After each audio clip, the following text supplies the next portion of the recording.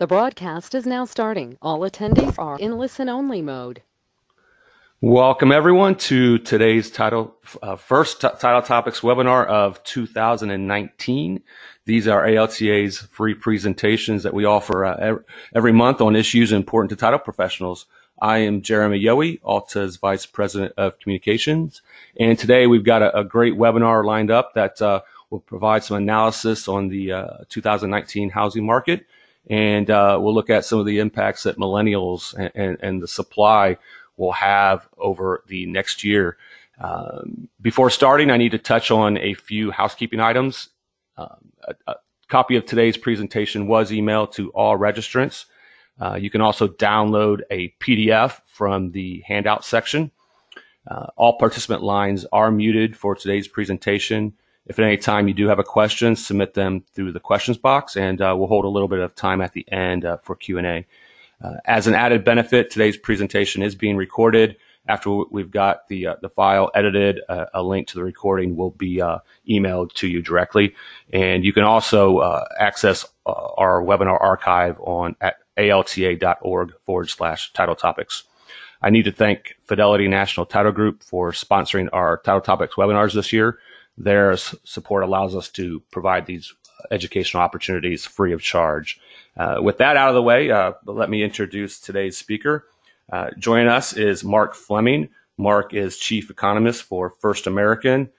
He's frequently quoted by national news outlets and industry trade pubs such as the Wall Street Journal, New York Times, and Housing Wire.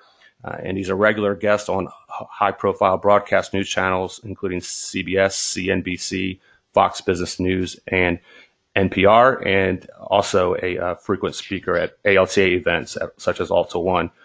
So he definitely knows our business. And with that, Mark, I'll turn the presentation over to you.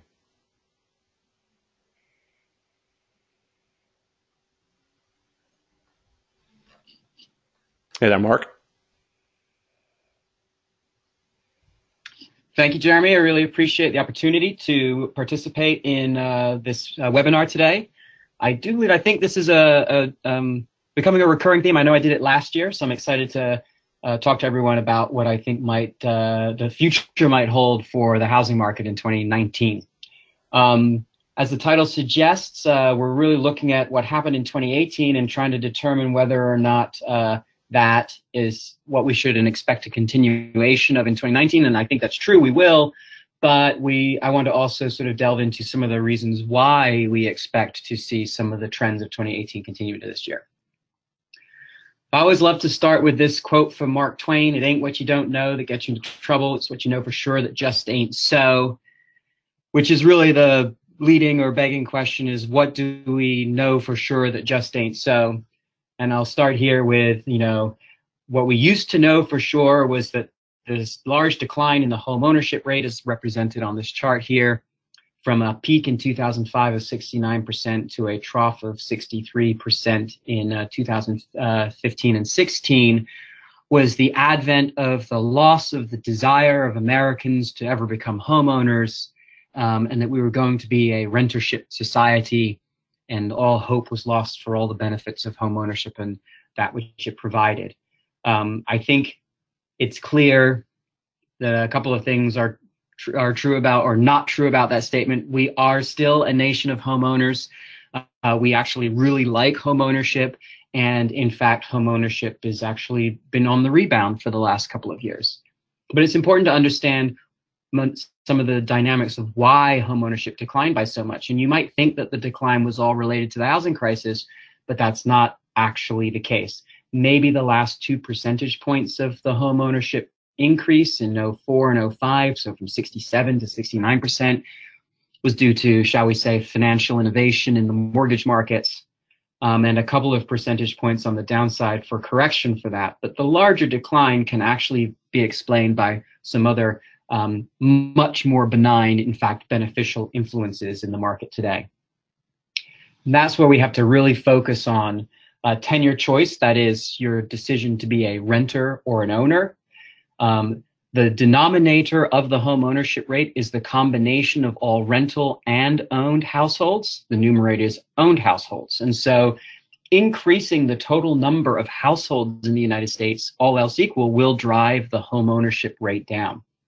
And what you can see on these two lines, they are both the growth rates in rental household formation and owned household formation, green and blue respectively, is that since basically even beginning in the housing boom, we started generating an awful lot of new rental households in the United States. And that trend continued through the Great Recession and actually all the way up until most recently, just the very beginning of 2017.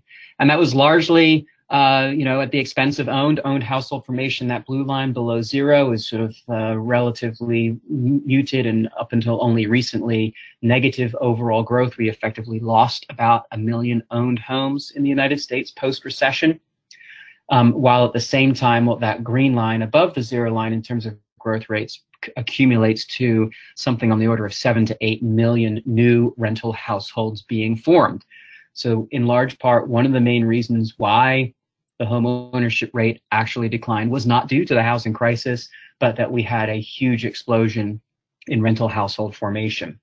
That trend has actually most recently in the last year or so switched. That was also reflected in the rising home ownership rate over the last year or so in the prior slide. And in fact, it's switching because we're cannibalizing rental households for owned households. And that is, people are making the tenure choice transition from renting to owning. This, of course, can't get very far into a presentation in the housing market these days without talking about demographics and really asking the question, who is it that's driving all of this change? Who were all of those renters starting in the mid-2000s that are basically now in transition to ownership? Of course, the answer to that question is millennials. If you look at the orange line in particular, under 35-year-old homeownership growth by age cohort, you can see a large amount of the ownership growth in the last year and a half has actually been by those under the age of 35, roughly correlating with the millennial generation.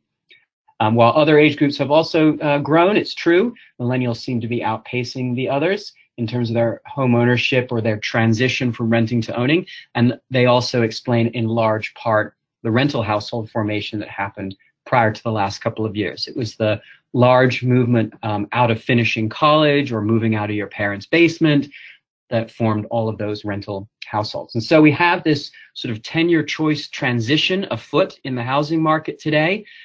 That was started in roughly 2016 or 17, increased its pace in 2018, and is only likely to continue in the coming years of strong demand for home ownership being driven by millennials aging into their prime home buying years, first-time home buying years in particular. That said, when you look by age, they seem to be basically underperforming at any particular age group other generations. Or another way to say it is, for those who are, say, 32, the home ownership rate is about 50% for millennials, which is not bad at all. But baby boomers and Generation X, when they were 32, their home ownership rates were approaching 60%.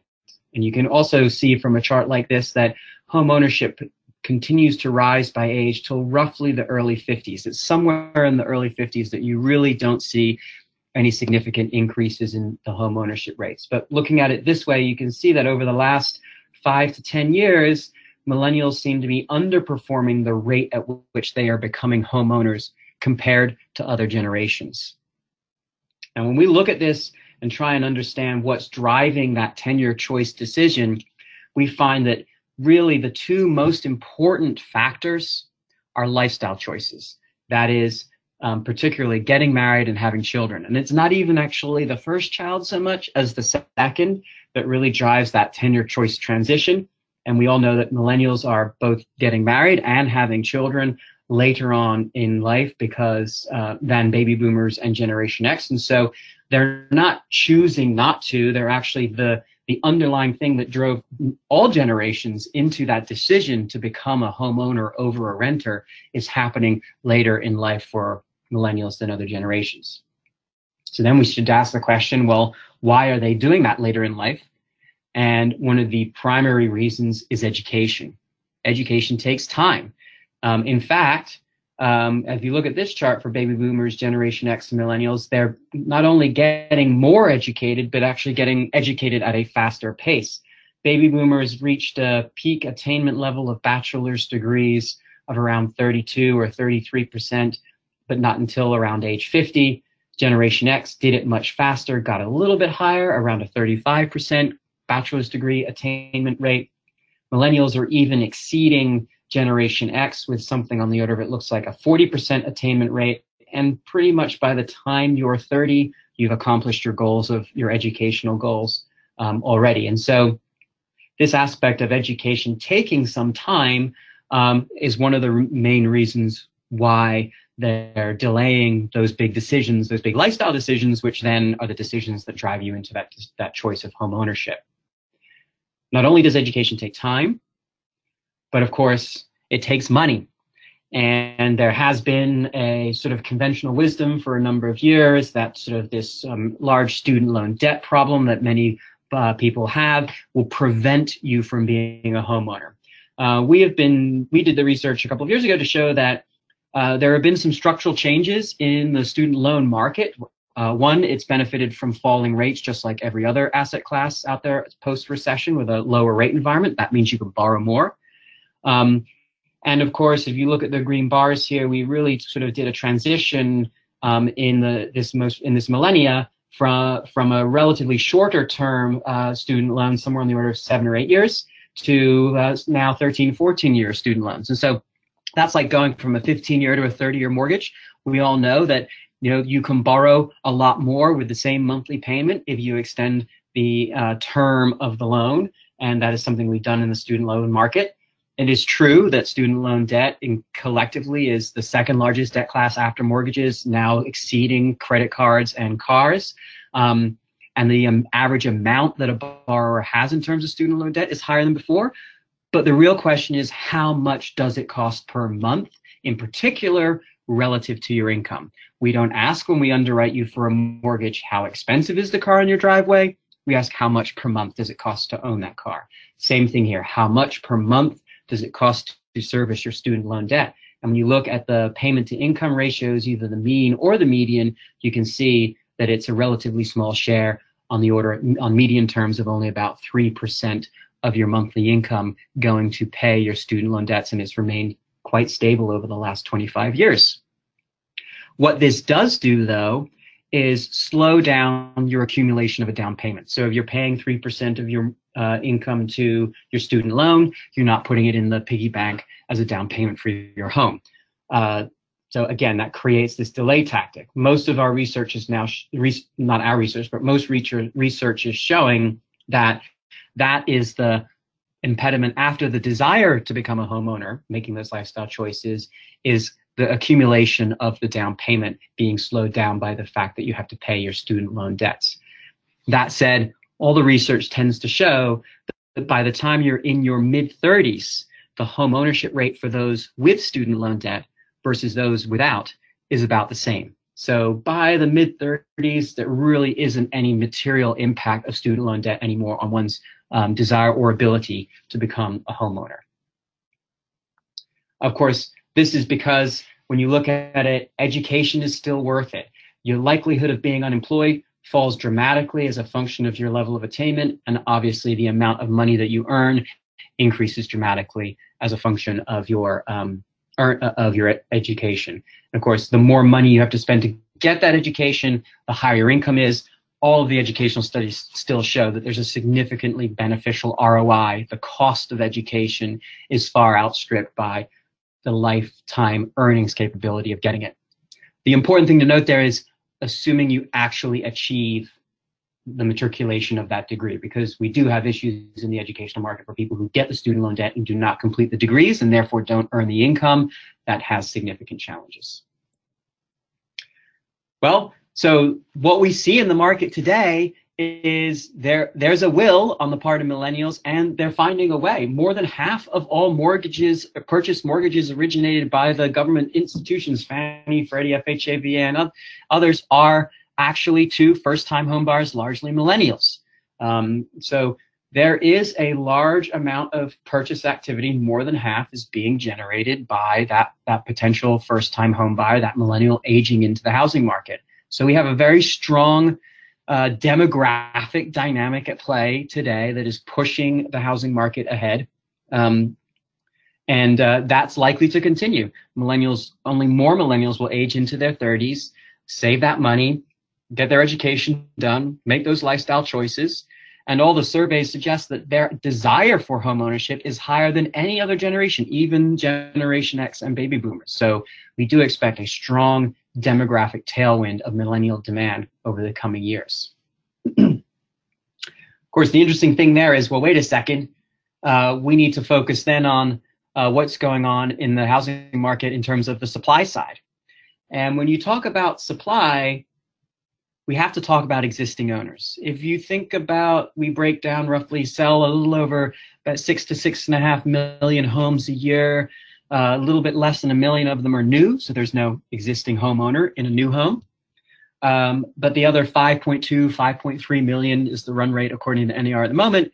The majority, effectively, of the homes made available for sale in the housing market are existing homes. So I don't know why we don't call them used, but we'll call them existing for the purposes here. And those existing homes have owners in them, and the decisions of those owners to sell are also tied up with their decisions to buy. So we're going to break down that sort of dual decision-making process that an existing owner has in terms of selling and buying, and why that has worked in the past and potentially won't work as effectively now in the future. And to do that, we really need to focus on mortgage rates. If you were to have bought a home in 1981, looking at the green line here, the 30-year fixed rate mortgage, in 1981, you would have paid 18.1% for your mortgage. It actually spiked up from 77 to 81. That was really the ringing of the Fed wringing inflation out of the economy. So they significantly increased the federal funds rate. They drove rates on all things really high. And, unfortunately, the housing market had to suffer with an 18.1% mortgage rate to get inflation under control in the US economy. That said, people still bought homes with an 18.1% rate. But the more important thing here is to look at the long run trend over the last 30 years in mortgage rates from that point. Sure, there were periods of rising rates here and there, but the long run trend is down, down, down, down, down. So if you bought your home in 1981, 3 or 4 years later, rates were lower, you could refinance and reduce your mortgage payment. Or you could refinance and take cash out and keep your mortgage payment the same. Or you could sell and take the equity that you had earned in your home, take the mortgage, borrow the same amount of money as you had before, or borrow more money at the same monthly payment because rates had fallen, and buy a bigger home. And then 3 or 4 more years later, refinance again, or sell and move. And 3 or 4 more years later, refinance again, or sell and move. The fact that rates kept coming down allowed us to sell and move or refinance and created a lot of turnover in the housing market by existing owners as they move their way up the housing chain. You buy your starter home, then you buy a slightly nicer but still existing home, and maybe eventually you get yourself into a position where you buy a new home, generally at the higher end of the price spectrum. That's how the housing market has largely operated over the last 30 years. And that's how baby boomers and to some extent Generation X has experienced the housing market. It doesn't take much of a stretch for me as an economist to give you a forecast right now and say 3.5% to 4% mortgages are not normal, and that rate normalization, which we've already seen occur over the last year and will likely see occur further or a little bit further also in 2019 to a mortgage rate somewhere between, say, 5 and 6%, is clearly more normal and to be expected. So rates are and will be on the rise. The challenge, of course, is that changes the dynamics of the decision-making processes for 2/3 of all American households, that is the existing homeowner. Most everyone who is an existing homeowner today has a mortgage rate somewhere between 3.5% and 4.5%. So as rates rise and go beyond 4.5% and into the 5s, there is effectively a financial penalty for moving or refinancing. Clearly, the refinance option is generally taken off the table unless you're going to cash out.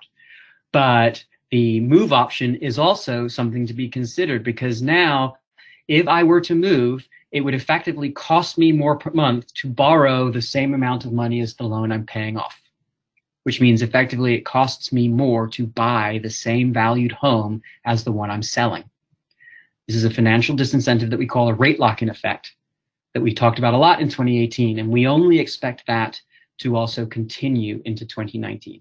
So as an existing homeowner, I have a financial penalty to moving.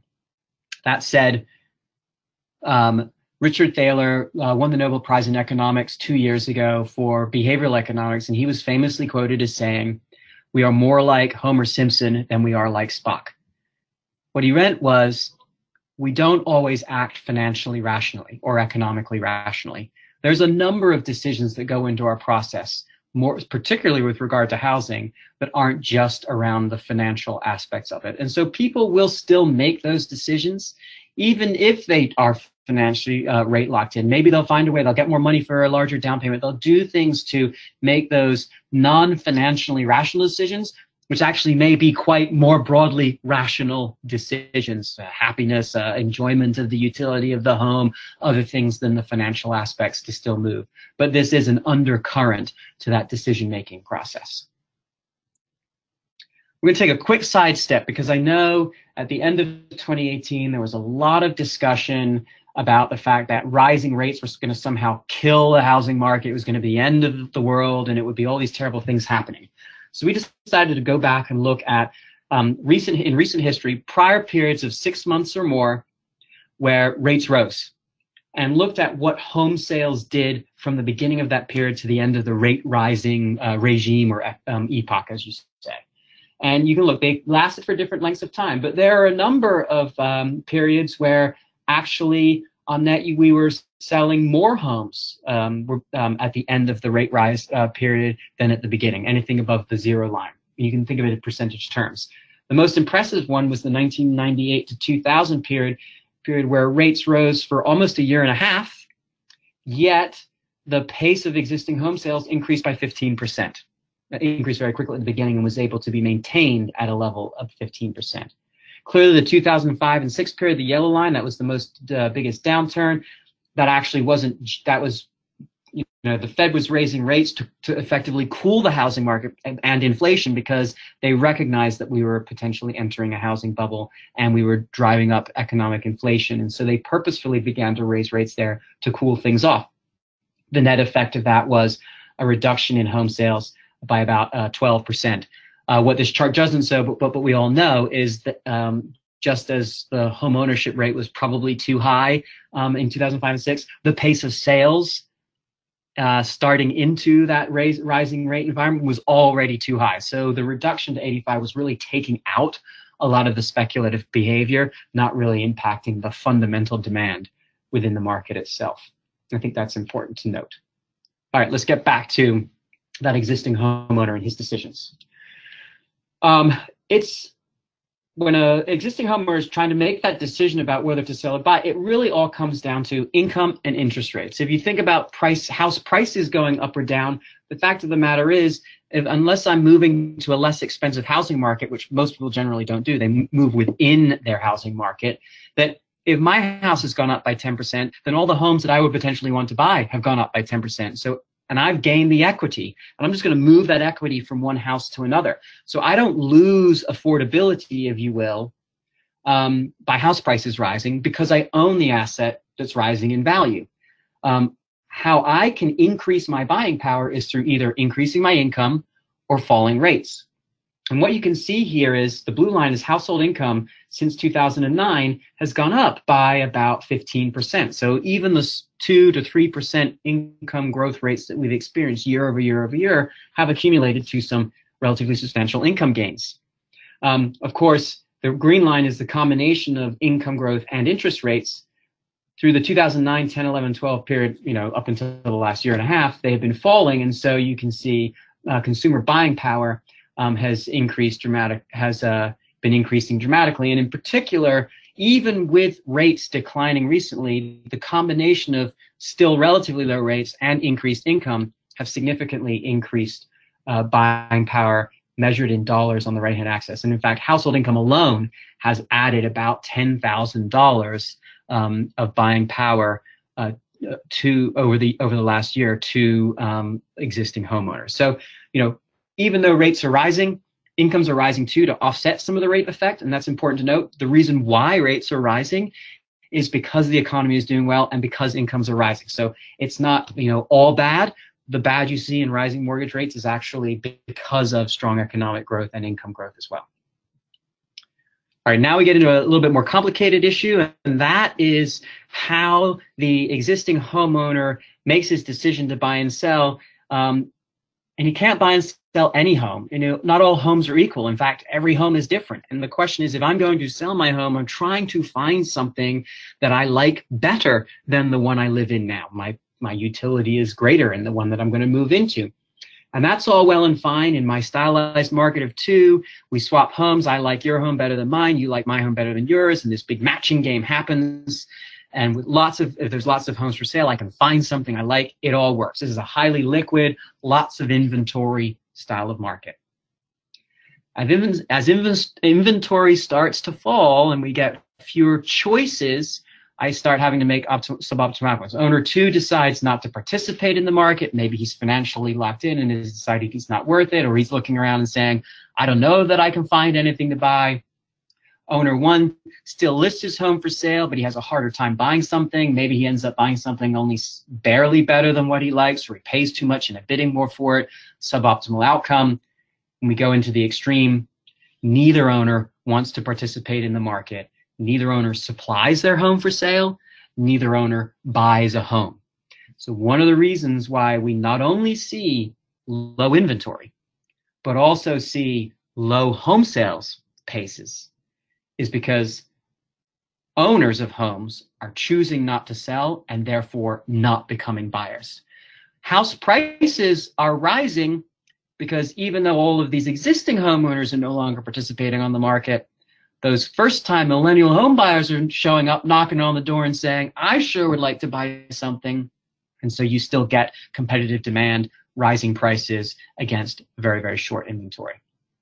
You can actually see here the blue and stacked green bars, that's inventory of new and existing homes. So basically your total inventory of homes for sale in terms of millions seasonally adjusted. And you can see we're down to right now about just around 2 million collective homes for sale in the marketplace, which is pretty much lower than we've seen in the last quarter century.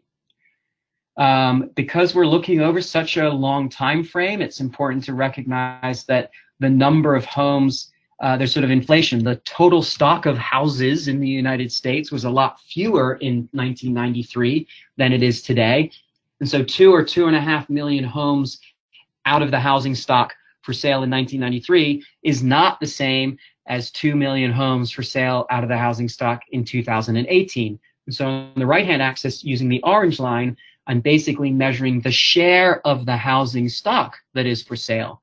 So we are currently have about 2 million homes for sale, but it's barely 1.5% of the housing stock at the moment. So the inventory sort of stock adjusted is significantly smaller than we've seen in the last 25 years. So it feels like a tight housing market in terms of supply. It is in fact tight.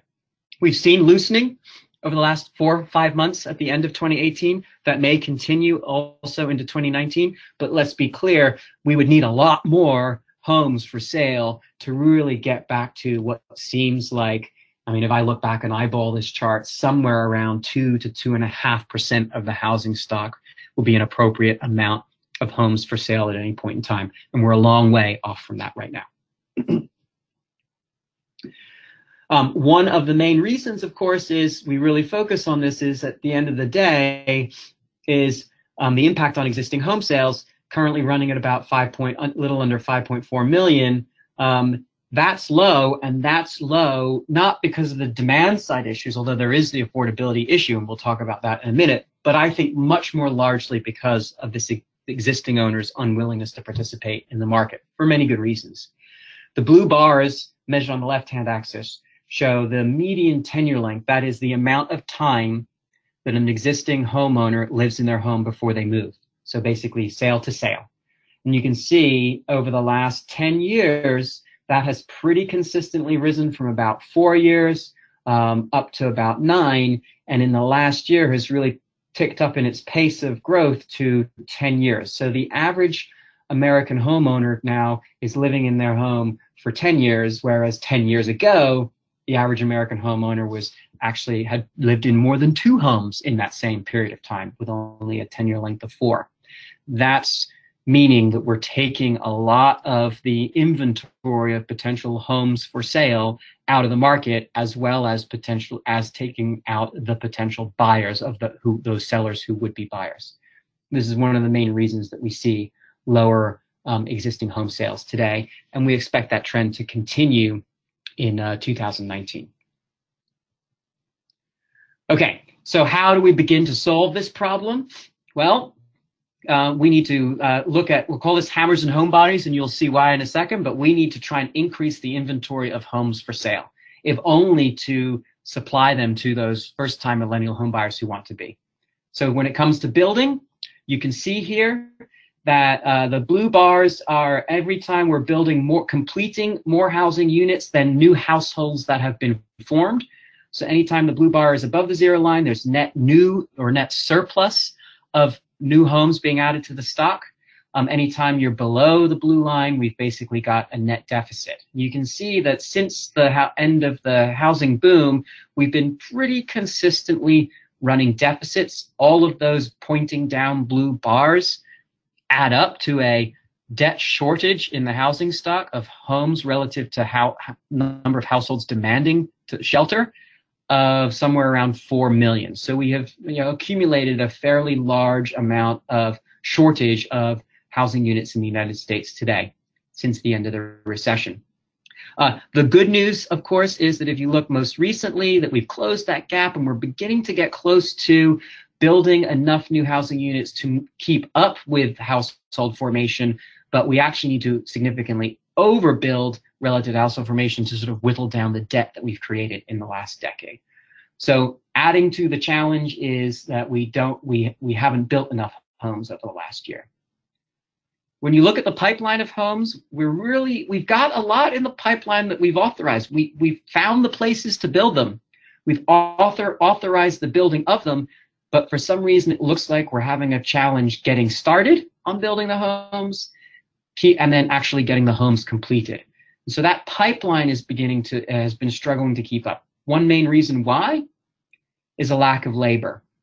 Here we're measuring the months, I call it the month supply. This is the ratio of job openings to hires. And what's happened in recent years is even though when you look at the employment data, we have increased significantly the amount of employees in construction, we've got a lot more openings out there than we're able to hire. And so when you talk to home builders, when you do the surveys, one of the complaints is they're having a really hard time finding the labor for the jobs that they have. They want to build more, they'd like to hire more people, they just can't find them, even as they raise wages. In fact, wage growth for construction workers has been increasing at a pace, and actually most markedly over the last 4 or 5 months, even faster than the overall pace of income growth, average hourly earnings. So one of the ways in which we're trying to solve the problem of increasing the amount of people working to increase the throughput of the ability to build homes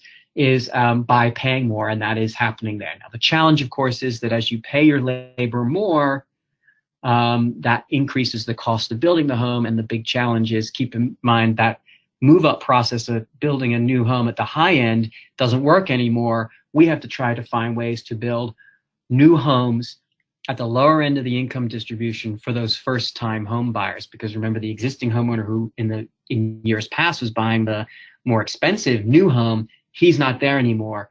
New homes need to be designed and built and economically figured out how to do by the home builders at the lower end at the starter end of the home price spectrum. And that's happening. Builders are beginning to specialize and find ways to do that. One of the additional challenges, of course, if you really focus down here at the bottom, is on the cost of regulation, in particular during construction of a new home, and the cost of regulation are significant. And this is the national average according to the National Association of Home Builders. It's even more in certain markets in the United States. So there are significant sunk costs that make it challenging to make economically viable the construction of new homes at the lower end of the income spectrum. You can absorb these fixed costs much more easily into the building of a McMansion, say, not so much of a condominium unit or a relatively small townhouse at an affordable price point. So these are real challenges facing the market today in terms of the regulatory cost burden, as well as, impediment to building in the form of a regulation that basically resists construction, resists redevelopment of existing stock to higher levels of density in some of the major cities like San Francisco, for example, places like that, to increase the amount of housing units needed to shelter all of the American households that will be formed over the next decade. There is some silver lining, I suppose, on the sort of maybe coming down the road, and that is we are an aging population. You can see that by 2060, the vast majority of us will be 44 and over, and really focusing on the increase of 65 and over as a population share. At some point, typically around 65, 75, but it really picks up after the age of 75, people age out of home ownership. They move into assisted living, they move in with their children. Basically, their independence as homeowners changes as they age, and that home is effectively going to be made available back into the housing stock for sale, or most of them at least. Estimates suggest that somewhere on the order of about 10 to 12 million homes will be aged out of by baby boomers and the silent generation over the next decade.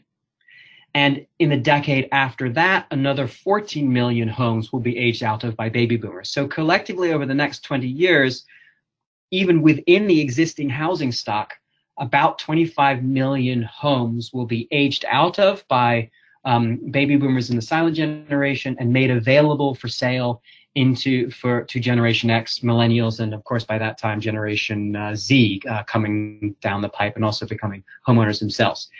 The real question becomes, is this intergenerational transfer going to be fumbled or not? And I think in the short run, it already is. We don't see that sort of transition of aging out of home ownership in 2019 happening, yet we do see significant shares of millennial first-time home buyer demand. So the demand is already coming, the aging out isn't yet happening. So in the short term, yes, it's a bit of a challenge, but in the coming years, we'll begin to see some of the easing of our supply constraints will be done by the fact that baby boomers in the silent generation are beginning to age out of home ownership and make their homes available in supply stock. All right, let's turn back to that millennial first-time home buyer and really focus on affordability and understand their affordability situation. So when I'm talking about affordability, I'm really focused on the renter. A lot of affordability measures use overall income, and you can see that's the gray line here. Overall median household income 2016 was about $55,000, but that's really been inflated when you split out the renter versus the already buyer or the owner. Existing homeowners have an overall median income of $70,000. That means that the renter, who is really the person we're focused on from an affordability perspective, the existing homeowner doesn't have an affordability problem because he already owns the home. The home is affordable. He owns it already. So focusing on the renter, we're going to take the $35,000 median renter's income and try and see how much house he or she or that household can afford. When you do that, looking at the gray line, rental household income indexed to 2000 has increased by about 50%. So there's some good news there. It has grown cumulatively over the last 18 years. When you combine that with the declining rates, their purchasing power, in other words, how much they can afford to borrow as a function of income and interest rates, has more than doubled. That's the blue line, indexed over to a little over 200 right now. Now, it's true that it's come down. We'll focus on that in a second. But significantly higher than 18 years ago. Green line is nominal house prices. We can see they've also doubled, but when you take into account that purchasing power for the renter has doubled, even though house prices have doubled, and what you get is the blue bars, which is really what we refer to as our rental real house price index. It's really a measure of affordability. How much home can I afford to buy relative to the level of house prices? And when you do it that way, because of the significant increase in buying power, homes are only just about now back to the purchasing power adjusted price level for a renter as they were in the year 2000, still significantly lower than at the housing boom. So we're just getting back to what looked like pre-housing bubble levels of purchasing power adjusted house prices from the perspective of a potential first-time home buyer, in other words, a renter. That blue dip in the line of purchasing power down in the last 6 to 12 months, and the increase in it is really driven by the increase in interest rates over the second half of the year, even though and prices rising. When you combine those facts, the truth is, over the last year, affordability for the renter has declined by 16%. So one of the things we're seeing is while they've been relatively low, affordability has been high, I should say, in recent history. It is declining pretty quickly right now on the tune of about 16% year over year. So there has been a significant drop in affordability of housing for renters nationally. When you start to look at it across markets, here we're looking at that purchasing power, how much you could afford to buy relative to the average sale price. Any bubble above the line is effectively more expensive than the median purchasing power. You can see most markets today are above that line, and some like San Diego and San Jose, New York, Seattle, you're not surprised here, Denver, are all significantly higher than that line. So we do see clearly that there are many, many markets that are more expensive than purchasing power for renters should imply, as well as a whole bunch of markets down at the bottom, Cleveland, Oklahoma, Baltimore, who seem to be right on par, that the price of homes is in line with a renter's purchasing power. When you look at it by state, you can see anything in green is effectively affordability that is below the 2000 level. Anything in blue is affordability above. And so the pockets of expensive, low affordability housing markets tend to be on the California coast, Florida, and in the mid-Atlantic, where I'm talking to you from here in Washington, D.C. So it does matter where you are. You can see clearly the Midwest is significant levels of actual affordability still. All right. We like to look at this and try and figure out what it means in terms of different percentiles of the income distribution, because not every renter earns the 50th percentile. Not every renter is the median renter. There's a wide distribution. We have adopted the concept of sort of a housing inequality from the income inequality research. And what we do is we take the income distribution for renters and we find out where you sit. So if Bill Gates were a renter, or Steve Jobs were a renter, they would be at the 100th percentile of the rental income distribution. Now, in theory, if you're at the 100th percentile, you hopefully, if you're Bill or Steve, should be able to afford to buy pretty much every home for sale. And you can see that the blue diagonal line basically says for wherever you lie in the percentile distribution of income, a perfectly equal market would be one in which you could afford to buy that same share of homes for sale. So the median renter should be able to afford to buy half the homes. The 80th percentile renter should be able to afford to buy 80% of the homes. The 100th percentile renter should be able to afford to buy all of the homes. That's the 45-degree line. We've selected Detroit here. You can see that even the median renter today can afford to buy almost 90% of all the homes for sale. Detroit, by this analysis, is the most affordable market in the United States today. You can afford to buy a lot more homes than your income distribution percentile percentage would imply. In fact, even someone down at the lower end of the rental income distribution, say the 10th or 20th percentile, you take the 20th percentile, there are a lot of homes for sale in the Detroit market that you can afford to buy, the most affordable market. Milwaukee, right on equity. So roughly speaking, you can afford to buy about the same amount of where you lie in terms of your income. San Francisco, we love this one, is the least affordable market. The median renter here can clearly afford to buy very little of the housing stock. And in fact, only when you get up into significantly high ends of the income distribution can you afford to buy any significant shares of the San Francisco housing stock. Least affordable market in the United States today. Okay, just for some fun facts, Detroit, Michigan, the median renter had the house buying power to afford 87% of homes on the market. The San Francisco buyer, median buyer, only 2. That was what we just showed you. There's a great 80-20 rule here. The 80th percentile renter in San Francisco can only afford to buy 20% of the homes for sale with an income of $135,000. If somehow that rental household in San Francisco was able to convince their employer that they can telecommute and they could move to one of a couple of different cities, if they chose Detroit, Cleveland, Oklahoma City, or Kansas City, they would be able to afford on that same income practically all of the homes for sale in those markets. So I think the point we're really trying to state here is that it really does make a difference where you are in terms of one's ability to afford, as a potential first-time home buyer, to afford to buy a home today.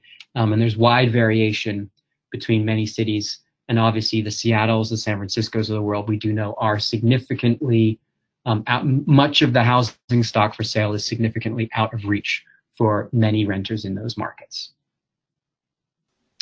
I'll end here and we'll move to the question and answer section. I'm Mark Fleming. This is where you can find us, firstam.com/economics, or follow me on Twitter, mflemingecon, and we hashtag everything with firstamecon.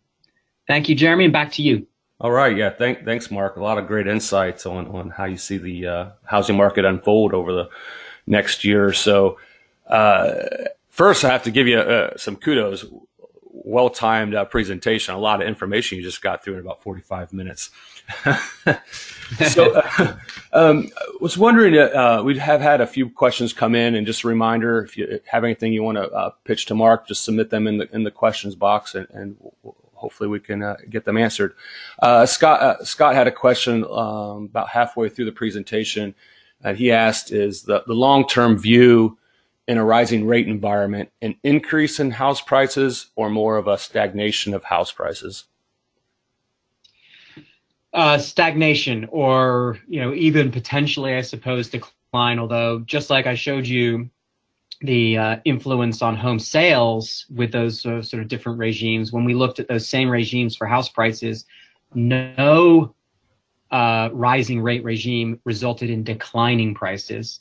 Many of them resulted in a slowdown in the pace of appreciation or flat prices, but no declines. And so, yes, it should, as we've already seen, begin to slow the pace of appreciation, which I actually see as a good thing, because it allows that renter's income to kind of play a little bit of catch up.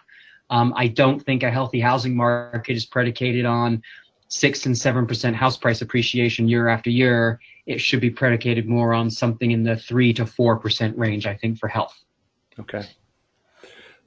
Mark, I was wondering if you could provide a little bit more color on affordability, millennials, first-time home buyers, great charts on, San Francisco and an outlook at the Detroit market.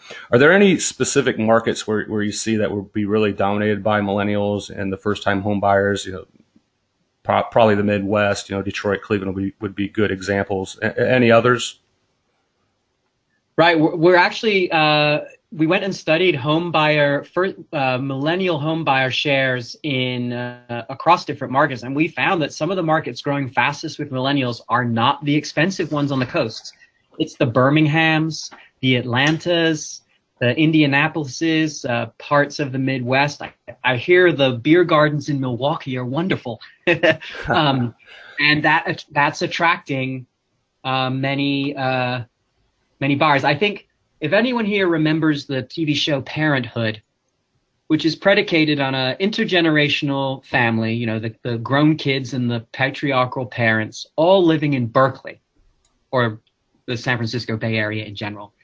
And maybe the children chose to buy their homes and live in the neighborhoods near their parents so that they could be close to their parents. And of course, people often make their decisions about where to live predicated on where their family is. But I think because of the affordability issues in many of these markets where our parents became homeowners many years ago, have gotten into these affordability constraints, that maybe the transition is gone are the days when I choose to live where my parents are, but instead my parents choose to live where I am. And so maybe they sell their San Francisco home and they move to Birmingham, Alabama to live near their millennial child and their grandchildren. I think to some extent we're already beginning to see that kind of behavior happen. Well, that would tie into your Homer Simpson Spock, where it's a lot of times home buying becomes emotional. And if, you're the grandparents now, you want to be closer to your family to help, raise your grandkids and help be that support system that may feed into that. Right.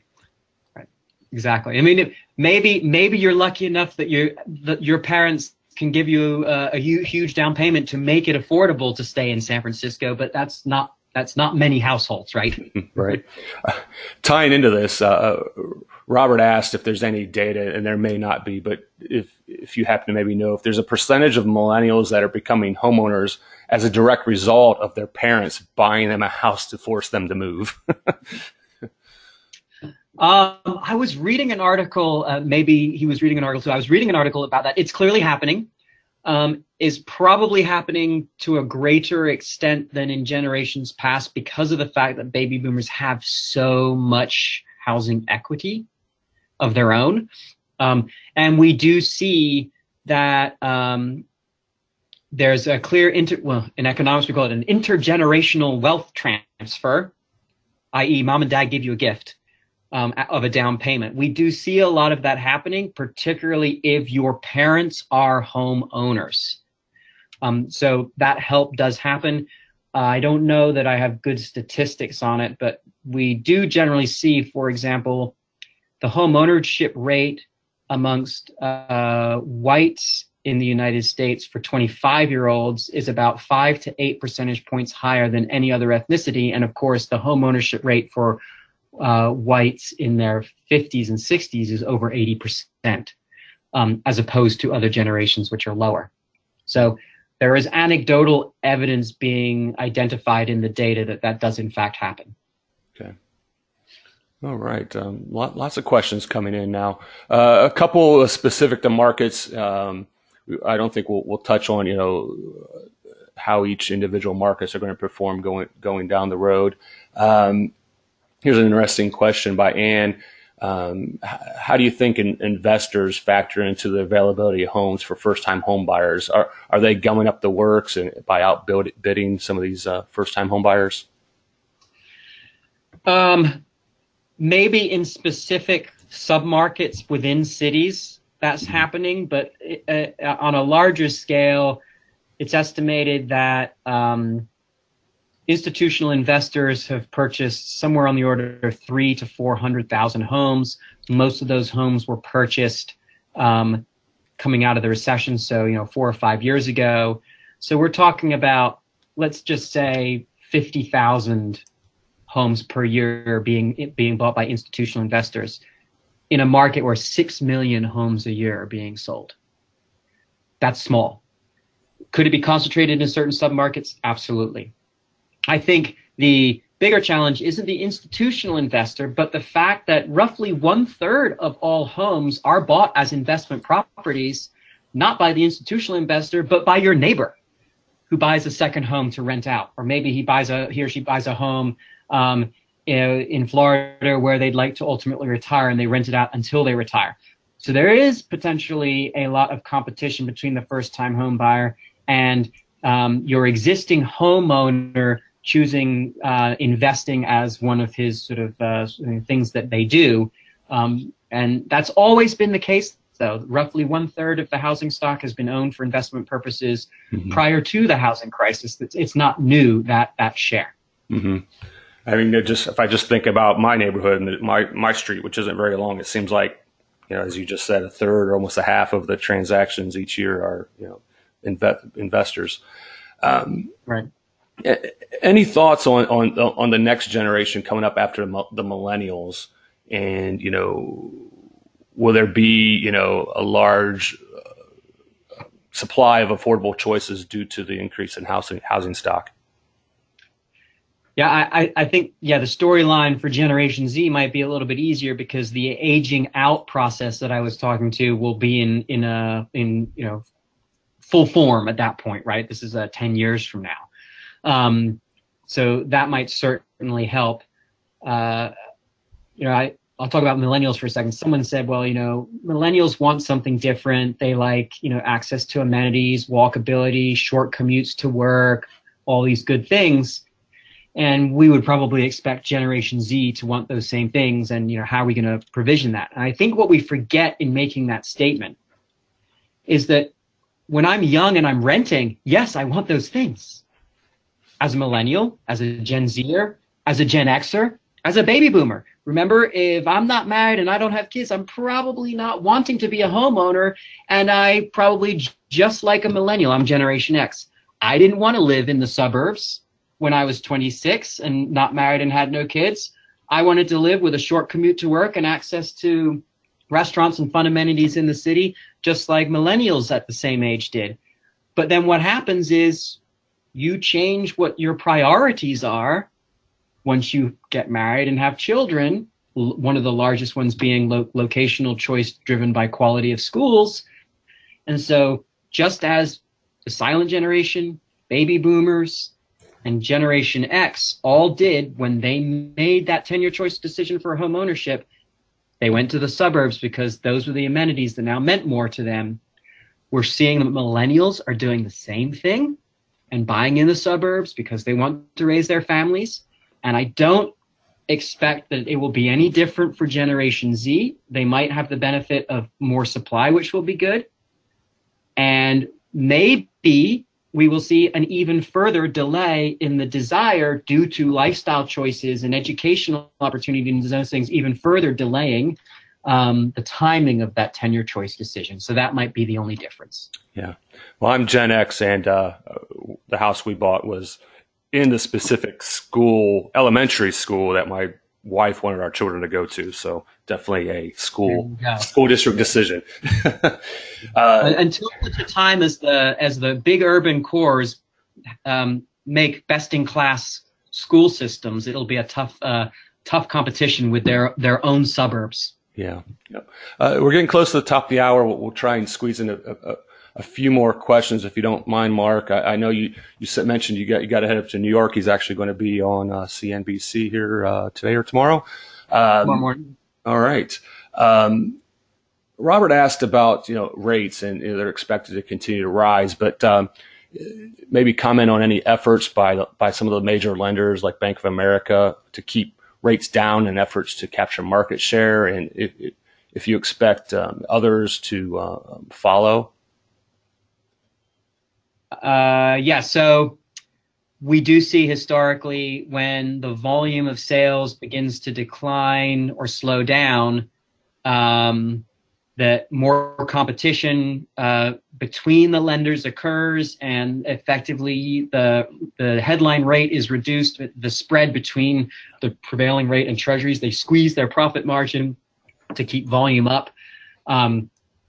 Yes, I expect that to continue to happen. I think unlike in the housing boom, there was a lot of financial engineering to mortgage products. That's a nice way of saying it. Mm-hmm. That happened to keep the payment down in the housing boom, that through many of the regulations today, particularly the QM and the QRM related regulations, it's much more difficult to create these exotic loan products without, really sort of stepping out of that sort of safe harbor box that will discourage, not saying won't make it happen, but will discourage that kind of lending from happening. But certainly margin compression, spread compression relative to the free treasury free rate because of competition is likely to happen. Okay. Yes. All right. We can't let you get out of here with the question of the hour, Mark. All right, one more at the top of the hour. Yeah. Is the government shutdown going to affect home buying for the rest of 2019? Well, only if the government shutdown continues for the rest of 2019. Even though I live in Washington, I cannot forecast. It would be unwise for you to forecast when or if the shutdown will happen. It is the longest shutdown that we have had. That's true. Past evidence suggests that the main obvious impacts are the ability to get your assets and income verified, your income in particular verified by places like the IRS. So you get sort of this ability to get your loan applications completed is done. NAR estimated in the last one back in the Obama administration that something like 17% of all mortgage applications were delayed. And there was a significant share of fallout of basically canceled or withdrawn applications because of that.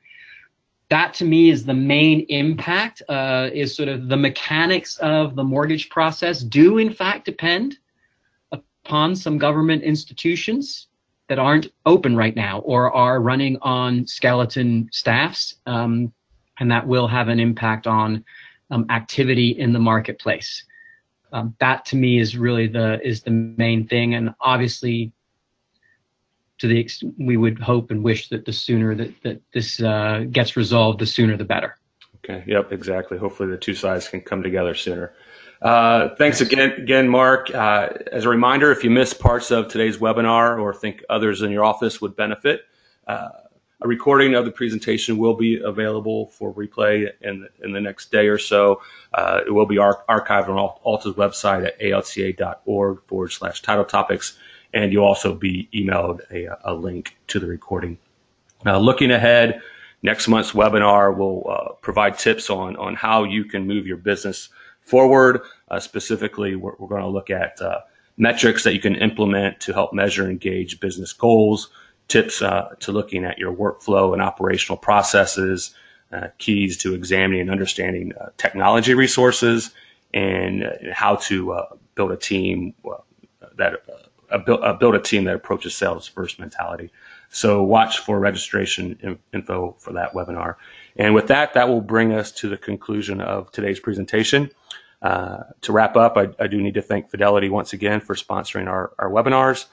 And I'd also like to remind everyone to make sure their company is confirmed in the ALTA registry. Being an ALTA member or a policy forms license holder does not mean your company is automatically in the registry. So go to alta.org/registry for more information about that. And again, Mark, thank you again for taking some time and sharing your views on the housing market. Take care. Thank you, Jeremy. Take care, everyone. Thank you.